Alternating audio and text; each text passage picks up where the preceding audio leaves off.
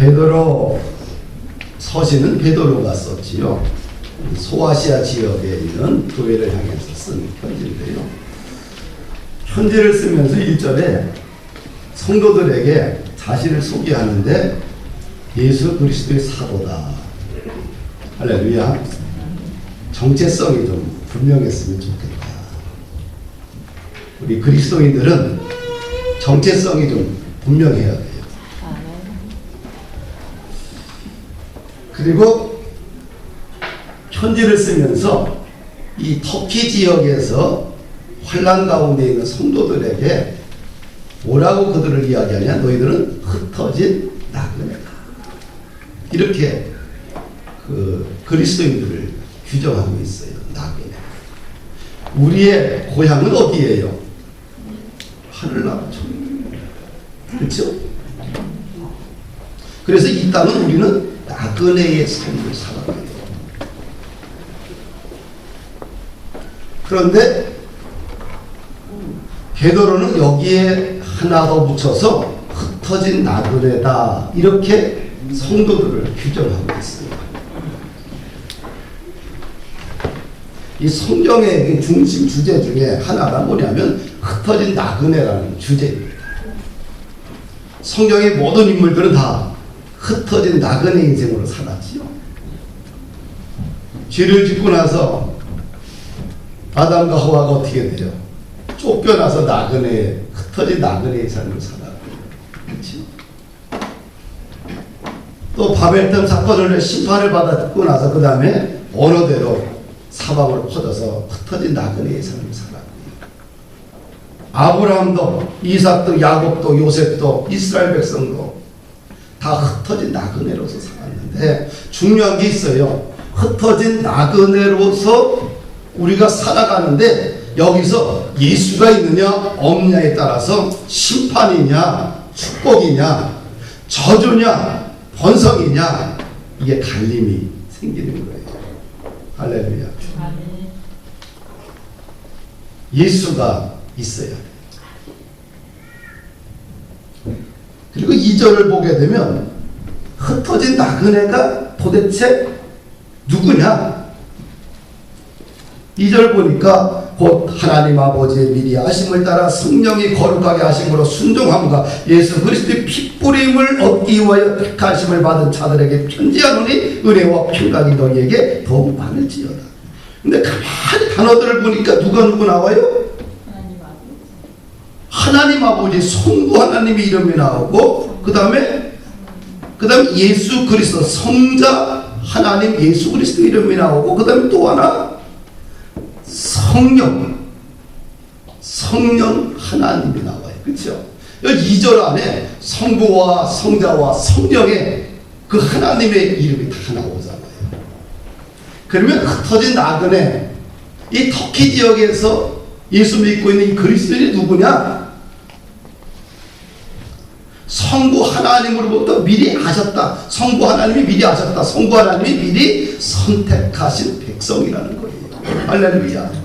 너희는 성부 하나님께서 미리 선택하신 백성이라고 인사말에 이야기하는 거예요. 야, 나는 하나님으로부터 선택받은 백성이야. 누가 인정을 해요? 예루살렘 교회를 책임지고 있는 최고의 영적 지도자 베드로가 인정해 주는 거예요. 너희들은 성부 하나님께서 미리 선택하신 백성이다. 환난 가운데 있고 고통 가운데 있는 힘없는 그리스도인들에게 얼마나 큰 위로가 되겠어요. 그러면서 또 한마디 더 해요. 성령이 거룩하게 하심으로 순종한다. 이거는 이 말을 풀어보면 성령 하나님께서 너희들을 쓰임받도록 거룩하게 구별했다는 거예요. 누가 구별했어요? 거룩하게? 성령 하나님께서. 성령님께서 너희들을 세상 만민 중에서 거룩하게 구별하여 세웠다는 거예요. 그래서 그 결과 너희들이 지금 환난 가운데서도 순종하고 있다는 겁니다. 그 다음에 누굴 맨 마지막에 얘기한 성자 예수 그리스도에 대해서 예수 그리스도의 핏뿌림을 얻기 위해 택함을 받은 자들이다. 이 예수님, 이 성자 하나님은 누구냐면 피로 새 언약을 맺었어요. 그렇죠? 예수님께서 십자가에 죽으심으로 당신의 보혈의 피를 단 한 방에 쏟음으로 인류의 모든 사람과 영원한 피의 새 언약을 맺었잖아요. 예수 그리스도와 너희들은 영원한 새 언약을 피로 맺은 사람들, 피의 공동체다. 얼마나 기쁘겠어요. 누가 그렇게 인정을 해요? 초대교회의 대사도, 영적 지도자, 예수님의 수제자가 그렇게 편지를 보내요. 얼마나 기쁘겠어요. 그 흩어진 나그네 그리스도인들에게 베드로가 이런 편지를 보낸다. 은혜와 평강이 많기를 기원합니다. 이 기독교의 언어 중에 가장 황홀한 언어, 가장 힘을 주는 언어가 뭘까요? 은혜와 평강이에요. 은혜와 평강은 인간으로부터 나오는 게 아니에요. 위로부터 주어지는 하나님의 특권이에요. 그렇죠?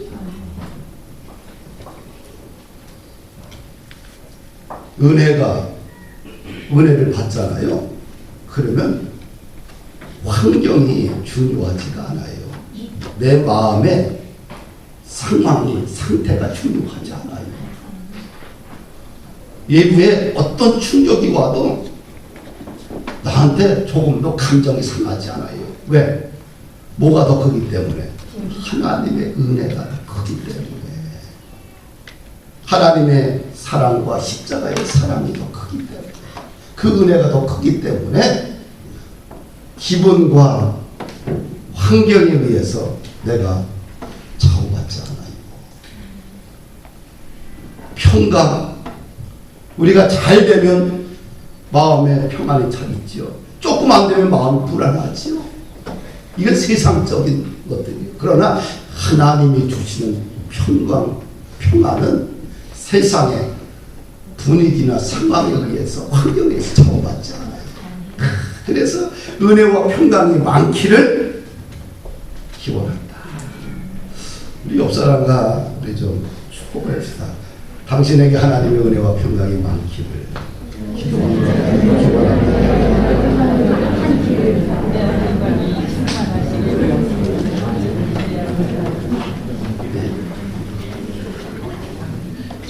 가만히 있으면, 한 시간만 가만히 있으면 입에 분내가 나요.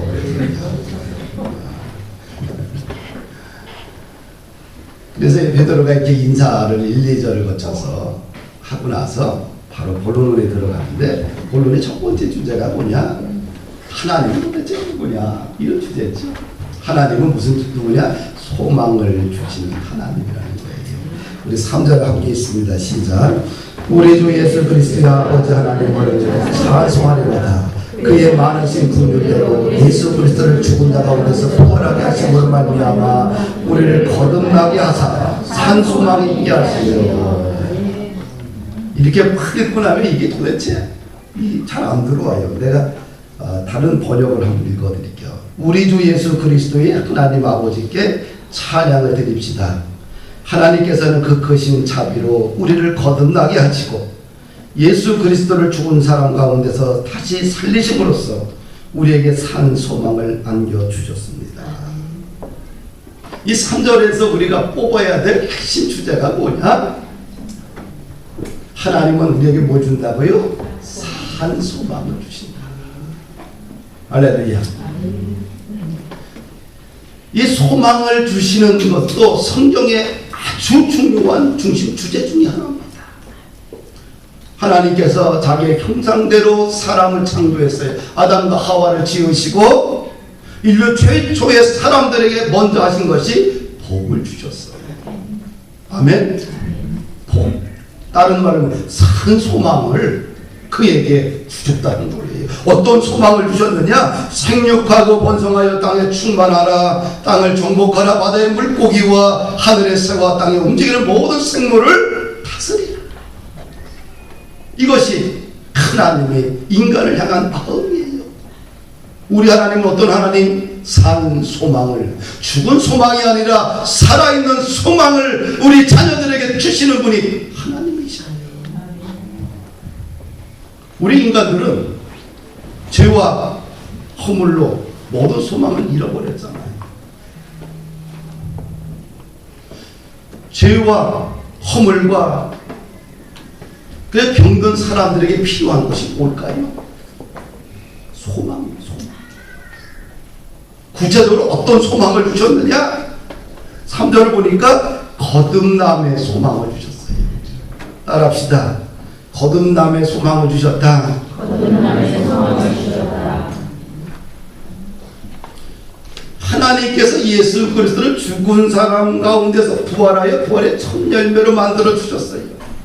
그래서 예수님은 사망 권세를 물리치고 죽음을 물리치고 정복하신 최초의 사람, 최초의 부활한 사람이에요.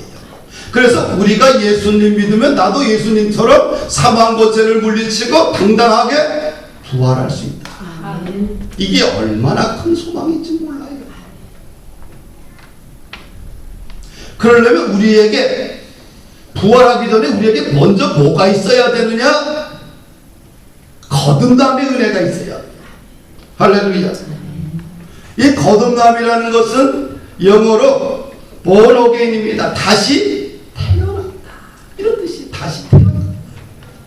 그리고 한자로 중생, 다시 태어난다. 영적으로 다시 태어난다. 이것이 중생. 그러니까 뭐 거듭남, born again, 그 다음에 중생, 다시 태어나다, 다 같은 얘기예요. 할렐루야. 그래서 거듭남이라는 걸 갖다 국어사전에서는 이렇게 해석하고 있어요. 원죄로 죽었던 영이 예수를 믿어 영적으로 다시 태어나 새 사람이 되었다. 이 거듭남의 전제 조건은 뭐냐? 우리가 모든 거에 죄로 죽었다는 거예요. 이것이 국어사전에서 그렇게 해설을 해요. 이 거듭남의 전제 조건은 우리가 다 죄로 허물로 다 영적으로 죽은 사람들이에요. 그래서 의인은 없나니 하나도 없다. 모든 사람들이 다 죄인이다. 이것이 인간을 본 성경의 해설이에요. 그래서 죄로 죽은 영이 예수를 믿어 영적으로 다시 태어나는 것, 이것이 뭐예요? 거듭남, 중생. 근데 반드시 거기에는 누가 있어야 돼요? 예수 그리스도가 있어야 돼요. 예수 그리스도를 반드시 마음으로 믿고 입으로 시인할 때 하나님의 자녀 거듭남의 은혜를 하늘에서 주시는 거예요. 여기에는 어떤 다른 것이 첨부되어 있지 않아요. 심플합니다. 기독교는 굉장히 심플한 종교입니다. 거듭남에는 우리의 노력과 어떤 보상이 들어가 있잖아요. 하나님이 인간을 거듭나게 하는 그 관문을 뭐로 만들었어요? 하나님이 정하신 원칙은 예수 그리스도예요. 그래서 예수 그리스도를 우리가 마음으로 믿고 입으로 신뢰해야 돼요. 이게 거듭남의 첫 번째 과정 아니겠어요? 그래서 원죄로 죽었던 우리의 영이 예수를 믿어 영적으로 다시 새 사람이 되어나고 태어나는 것, 이게 거듭남 아니겠어요? 오늘 첫 번째 OCCB의 강의 주제가 구원이라는 주제인데 이 전문가가 또 오셨어요. 내가 우리 박구영 교수님을 존경을 해요. 대학원장님이신데 대전 장신대학교. 얼굴 잘 모르시죠? 다 알죠? 잠깐 좀 얼굴 좀 보여주세요. 뒤를 이렇게 한번 보고 내가 박구영 교수입니다. 잠깐 얼굴 좀 보여줘요. 이렇게 해서 오늘 첫 번째 강의의 선두주자인데 메가톤급 학자입니다. 난 저 박구영 교수님 만날 때마다 가슴이 뜨거워져요. 그의 언어가 살아있어요. 구원의 복음으로 가득 차 있어요. 가슴이 뜨거워요. 하나님 나라에 대한 주제가 너무 풍성해요. 책도 한 30여 권 이상을 썼는데 독어책도 번역 많이 했고 영어책도 번역을 했고 본인책도 한 30여 권 쓰고 근데 글이 정말 기뻐요. 내가 참 존경하는 분 중에 한 사람이에요. 대학에서 교수를 하다가 자기가 선교사를 통해서 은혜를 받고 선교사의 도움을 받아서 어려운 시절에 중고등학교를 졸업을 했어요. 그래서 자기는 분명히 선교사로 헌신해야겠다. 그래서 인생의 가장 중요한 나이에 교수교대를 놓고 중국 가고 12년 이상 거기서 선교사로 있다가 다시 컴백해서 대학 교수로, 부약학 교수로 지금 계셔요. 저보다 젊어 보이는데 나보다 10살이 더 많습니다. 그건 또 10살은 아니고 조금 더 많아요. 오늘 여러분들 기대하십시오. 저분을 보면 가슴이 뜨거워집니다. 왜 뜨거워질까요? 본인이 거듭났기 때문에. 예수의 생명을 그는 알았기 때문에, 경험했기 때문에 그래요. 오늘 최고의 하나님이 우리 교회에 주신 최고의 감사입니다. 하나님이 주시는 가장 큰 소망은 뭐냐? 예수 그리스도를 믿어 우리를 거듭나게 하는 것이 가장 큰 소망이에요. 그래서 하나님의 영적인 자녀가 되게 하는 것. 예수님이 왜 이 땅에 오셨을까요? 우리들에게 하나님의 나라에 대한 소망을 심어주기 위해서예요. 그것이 예수님이 오신 이 땅에 오신 가장 중요한 이유지요. 그 교회의 1차적인 사명은 뭐냐? 목적은 무엇이냐? 교회가 할 일이 참 많아요. 그렇죠? 어떤 사람은 구제해야 된다. 어떤 사람은 많은 사람들이 자기의 중심의 이야기는 하지만 교회의 가장 중요한 1차적인 목적은 죄와 허물로 죽어가는 어둠 속에 갇혀있는 하나님을 모르는 백성들에게 하나님의 나라의 복음을 심어주고 가르쳐주는 거예요. 그러면 뭐가 생겨요? 산 소망이 생긴다. 할렐루야.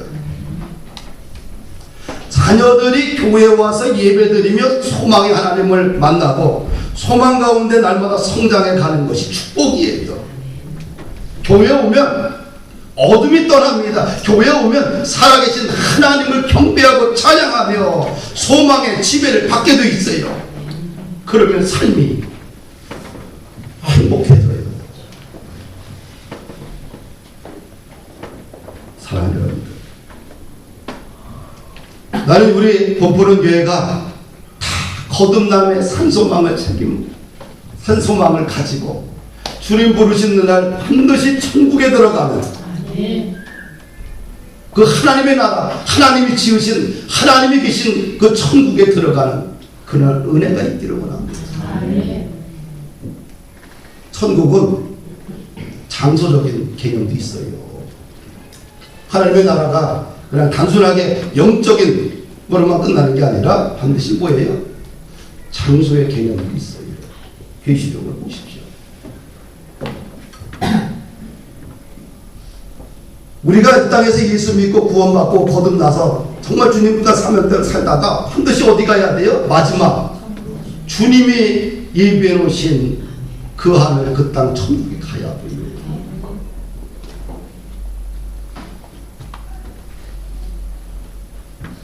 나도 가야 되고 여러분도 가야 돼요. 근데 갔더니 최원영 목사가 없으면 참 제가 곤란하네요. 다 같이 가십니다. 여러분의 부모님들, 자식들이 같이 가야 돼. 가봤더니 내 자식은 지옥에 가 있고 나만 천국에 있어 봐요. 어떨까요? 그때는 울어도 통곡해도 절규해도 그때는 내 시간이 아니고 하나님의 시간이에요. 우리의 시간은 언제까지냐? 생명이 주어졌을 때까지만 우리에게 하나님은 자유의지를 주셨어요. 할렐루야. 우리의 생명의 불이 꺼지는 순간은 그건 우리의 시간이 아니라 오로지 창조주 하나님의 시간이에요. 그때 가서 울고 불고 가슴 아파도 소용이 없어요. 그래서 기독교는 현재 지금이에요. 할렐루야. 그래서 먼 훗날 저 사람의 복음을 전해야 되겠다. 이것은 기독교 정신이 아니고 지금 현재예요. 할렐루야. 매일같이 우리는 종말론적인 신앙을 가지고 오늘 이 시간이 지금이 내 인생의 종말이고 하나님 나라의 종말인 것을 알고 살아야 돼요. 나는 젊기 때문에 앞으로 몇십 년 남았다. 그거는 본인의 추측이고요. 하나님의 시간은 지금 현재, 지금이 종말의 시간이에요. 할렐루야. 하나님이 주신 첫 번째 소망은 뭐예요? 산소망은 거듭남의 산소망이에요. 두 번째는 하나님 주신 소망이 뭘까? 썩지 않는 소망입니다. 따라합시다. 썩지 않는 소망입니다. 4절을 함께 읽읍시다. 썩지 않고 더럽지 않고 쇠하지 아니하는 유업을 입게 하시나니 곧 너희를 위하여 하늘에 간직하신 것이다. 하나님이 주시는 소망은 썩지 않는 소망입니다. 더럽지 않는 소망, 쇠하지 않는 소망입니다. 이 땅의 것은 시간이 지나면 쇠해지고 다 썩어버려지고 다 더러워지는 것이 이 땅에 있는 것이 특징입니다. 그러나 하늘의 소망은 썩지 않습니다. 그래서 예수님께서 제자들에게 말씀하시기를 너희를 위하여 보물을 땅에 심지 말고 오직 보물을 하늘에 쌓아두라. 내 보물이 있는 곳에 내 마음도 있다. 그렇게 말씀하신 거예요. 땅에 쌓는 여러분 우리가 생각하는 가장 중요한 가치들을 땅에 세상적인 것을 땅에 쌓게 되면 그건 다 썩어버려요. 하늘에 쌓아야 됩니다. 우리의 바벨탑을 보십시오. 인간의 노력과 명성과 명예를 위해 쌓았는데 어떻게 돼서 결국은 허물어지고 말았어요. 이 땅에 쌓는 것은 다 허물어지고 썩고 무너지고 부서지고 다 파괴된다. 그러나 하늘에 쌓는 것은 썩지 않고 망가지지 않고 부서지지 않고 쇠하지도 않는다. 아멘. 이 탑 디자이너 중에 한 사람인 이광희 씨가 있는데요. 그분이 아주 신실한 그리스도인입니다. 근데 이분의 신앙의 좌우명은 뭐냐면 좁은 길로 가자. 넓은 길로 가야지. 편안한 길로 가야지. 그것이 대부분 사람들의 생각인데 자기는 좁은 길로 가자. 이분이 얘기하기 힘들어도 계속 좁은 길로 가다 보면 언젠가는 결과는 달라진다고 합니다.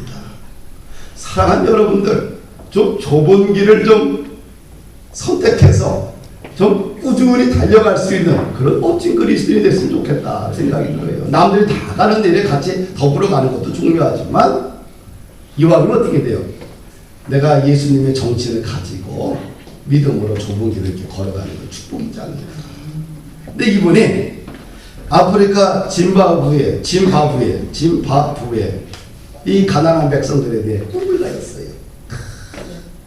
그 가난한 백성을 도와야 됩니다. 그래서 그가 사비를 털어서 망고 100그루를 심었어요. 이제 한 그루당 그 망고가 15불이에요. 100그루 하니까 지금 돈으로 다니면 117만 원 되겠나, 그렇죠? 뭐 그렇게 얘기합시다. 170만 원. 그래서 이 망고 100그루를 짐바브웨 가난한 농민들에게 나눠서 심었어요. 이분의 이런 아름다운 고귀한 사랑과 헌신과 희생을 보고서 사람들이 한 그루 한 그루씩 함께 심기 시작했어요. 근데 몇 그루를 심었냐면 3만 그루를 심었어요. 별로 안 놀라요. 3만 곱하기 15불 하면 얼마 나와요? 45만 불이요. 기억이 안 되네요.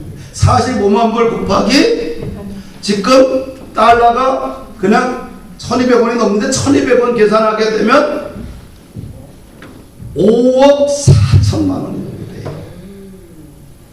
이제는 좀 이제 소리가 나겠죠.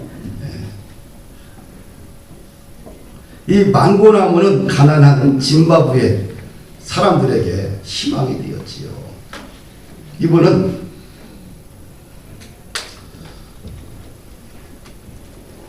이 망고나무를 통해서 짐바브웨 가난한 농민들에게 희망의 씨앗을 심은 거예요. 하늘에 보물을 쌓은 것이죠. 하늘에 쌓는 소망은 절대로 썩지 않아요. 쇠하지 않습니다. 더럽히지 않습니다. 시간이 갈수록 많은 사람들에게 희망의 씨앗으로 자라고 성장하게 됩니다. 저도 이 봄푸른 교회를 생각하면 이런 생각을 해요. 더 많은 희망이 좀 심겨졌으면 교회가 됐으면 좋겠다, 이런 생각을 해봅니다.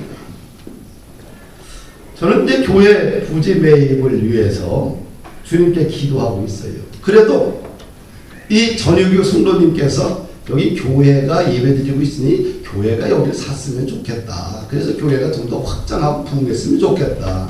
그분이 그런 말씀을 만날 때마다 해요. 그래서 목사에게 꿈도 심어주고, 이 주인이 건물주가 그래도 교회가 지금까지 예배드렸으니 교회가 여기를 사용하고 교회가 더 부흥하고 성장하고 좋은 일을 더 많이 했으면 좋겠다. 그런 다음에 자기가 이것을 교회에 넘기고 딴 데 가서 사겠다. 그렇게 해서 이제 이 부지 매입에 대해서 시작이 됩니다. 나는 뭐 이런 인간의 거래가 이런 생각을 들어요. 거래. 그럼 이 물건이 만약에 100만 원이면 100만 원 주고 사면 돼. 이건 세상적인 거래 방식이죠. 여기에는 감동도 기쁨도 가치도 의미도 없잖아요. 왜? 내가 돈을 가지고 돈 제대로 주고 사니까. 근데 기독교의 방식은 이런 세상적인 거래 방식으로 되어서는 안 된다는 게 제 생각이에요. 그럼 어떻게 해야 되느냐? 모든 기독교가 하는, 교회에 가는 모든 일에는 영적인 사건이 있어야지만 시간이 지나서 뒤돌아보면 기쁨이 된다는 거예요. 하나님의 은혜가 공동체가 어떻게 역사했는지. 그러기 위해서는 뭐예요? 기도를 해요. 기도 없이 영적인 것, 거룩한 것, 고상한 것이 이루어진 사건은 인류 역사에 아무것도 없어요. 기도하면 우리가 죄값을 주고 사더라도 그 속에는 뭐예요? 하나님의 우리 교회를 향한, 각 사람을 향한 거룩하고 고상한 의미 있는 가치 있는 은혜들을 함께 나눌 수 있다는 얘기지요. 저는 그것을 보고 싶은 거예요. 왜 20일을 함께 기도하느냐? 그래 돈 주고 은행에서 돈 빌려서 그냥 사버리면 되지. 여기에는 어떤 의미도 가치도 없어요. 뒤돌아보면 남는 게 없어요. 그냥 땅 샀다 건물 샀다 꺾기, 이게 기독교입니까? 아니야. 기독교는 모든 상황과 환경 속에 영적인 것이 흘러가야 해요. 하나님이 하셨구나. 그런데 뭐가 있어야 돼요? 기도가 있어야 돼요. 사랑하는 우리 성도 여러분들, 여러분들의 인생을 살아가면서 정말 가치 있고 고상하고 의미 있고 이런 모든 일은 하나님이 주도하셔야 돼요. 그러려면 뭐예요? 기도가 있어요. 그래서 함께 기도하기를 원하는 거예요.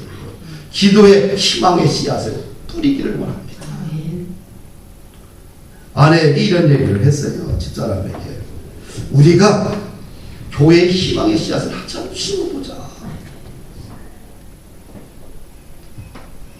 목사가 희망의 씨앗을 심지 않고 교회가 되겠느냐? 영적인 지도자가 희망의 씨앗을 심지 않고 그래서 교회가 되겠느냐? 가정의 지도자인 여러분들, 영적인 지도자인 부모들은 가정의 지도자들 아닙니까? 부모들은 뭐 해야 되느냐? 세상적인 것을 다 공급해주는 것도 중요하지만 더 중요한 것은 가정 속에 날마다 예수의 정신의 희망의 씨앗을 심어주는 것이 이게 영적인 지도자의 역할이에요. 부모들이 뭐예요? 자녀들에게 희망을 심고 희망의 씨앗을 자라게 하고 해망의 씨앗이 열매 맺을 수 있도록 끊임없이 기도와 말씀으로 예수님의 이름으로 축복하면서 그런 분위기를 만들어야 돼요. 아내 목사가 이렇게 가만히 살다 먹고는 산다. 먹고 살기 위해서 목사 일을 한다. 나는 당장 때려치고 싶어요. 거기는 거기에는 어떤 의미도 재미도 열망도 없어요. 목사는 먹고 사는 문제에 초점을 맞추는 것이 아니라 끊임없이 이 땅에 나를 부르신 예수님의 명령 앞에 또 교회의 삶의 자리 앞에 역사 앞에 끊임없이 희망의 씨앗을 뿌리고 심고 싹트게 하고 자라게 하는 것이 지도자의 역할이다.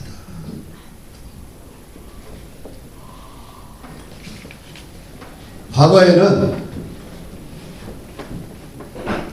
이 교회를 지하실에서 이쪽으로 올 때 뭐 3억 정도 빚을 다 냈어요. 큰 돈도 돈이 없이 3억을 빚을 냈는데 2억은 은행, 1억은 개인에게 2부로.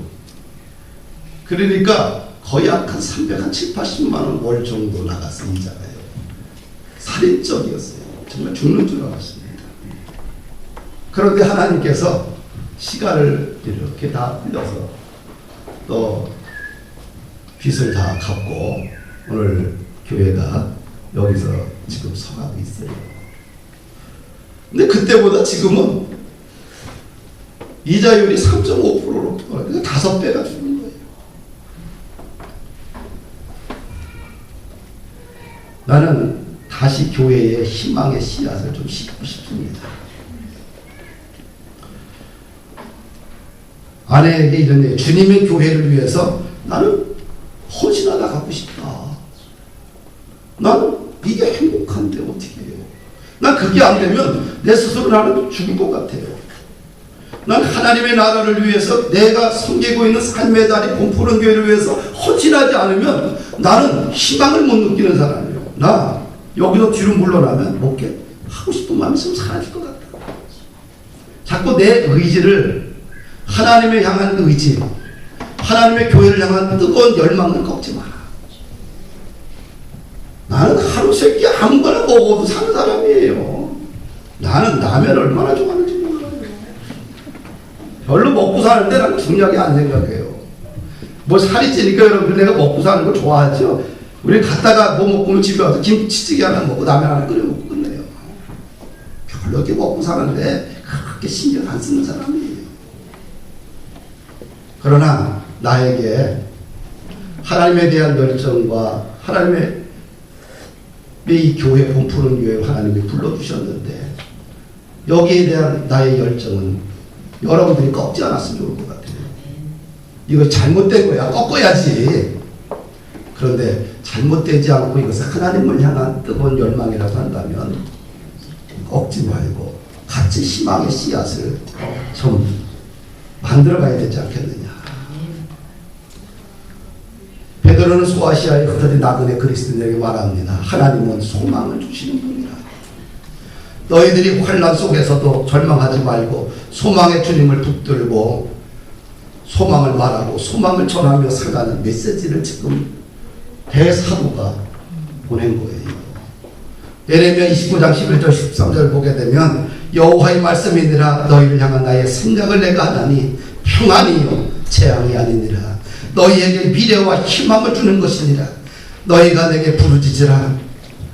또 내게 와서 기도하면 내가 너희들의 기도를 들을 것이요 너희가 온 마음으로 나를 구하면 나를 찾을 것이요 나를 만나리라. 하나님은 평안과 희망을 당신의 자녀들에게 주십니다. 그러려면 반드시 우리에게 뭐가 필요해요? 기도해야 돼요. 하나님이 우리를 향해서 이곳이 거룩한 성전이 되도록 하나님이 예정하셨다 할지라도 우리가 해야 될 책임은 뭐냐? 끝까지 이루어질 때까지 뭐예요? 기도해야 돼요. 하나님이 저 영혼을 구원하기로 작정하셨다 할지라도 예정하셨다 할지라도 그 영혼이 예수 믿고 구원받을 수 있도록 끝까지 우리 인간들은 우리 사람은 뭐 해야 돼요? 끊임없이 복음을 전하고 그들을 주님 품으로 끌어들여야 돼. 그것이 인간의 책임이에요. 말씀을 마칩니다. 우리에게 산소망을 주시는 하나님을 찬양하며 또 여러분들의 가정과 일터와 또 인생 속에서 희망을 만들어가며 희망의 이야기의 꽃을 피울 수 있는 그런 교회가 되기를 주의 이름으로 축복합니다.